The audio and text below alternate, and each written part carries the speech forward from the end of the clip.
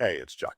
Tomorrow is National Senior Citizens Day, and if you've ever caught yourself saying, well, don't get old, or laughed at a joke about forgetting things after 50, and you've never once thought of that as prejudice, then this one's for you. Let's dive into it. Ageism is one of the most socially acceptable prejudices still operating in plain sight. We put it on birthday cards, we build it into our humor, and we absorb it from media that treats older people as invisible, incompetent, or shills for new medications. And we do all of that decades before we become the people that those stereotypes are about. The issue here is that there's a ton of research that shows it costs us all in ways that many of us never see coming, and is often one of the most underreported findings outside of gerontology researcher circles.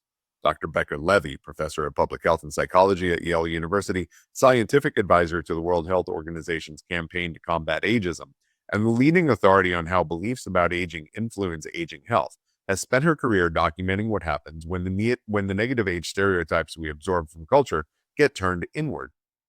Her research found that older adults with more positive self-perceptions of aging lived an average of 7.5 years longer than those with more negative self-perceptions. 7.5 years is a larger survival advantage than the one associated with not smoking. And it holds up even after controlling for age, gender, socioeconomic status, loneliness, and functional health. The mechanism Dr. Levy identified is what she calls stereotype embodiment theory. Age stereotypes get absorbed from culture over a lifetime, through media, through offhand comments, through what gets celebrated and what gets made invisible, and they become internalized. They move from being something that you believe about old people to being something you believe about your future self. And once internalized, they operate below conscious awareness, shaping health behaviors, cardiovascular response to stress, and even the way your genes express. Negative age beliefs increase the risk of Alzheimer's disease, worsen cardiovascular outcomes, and reduce recovery from illness and injury.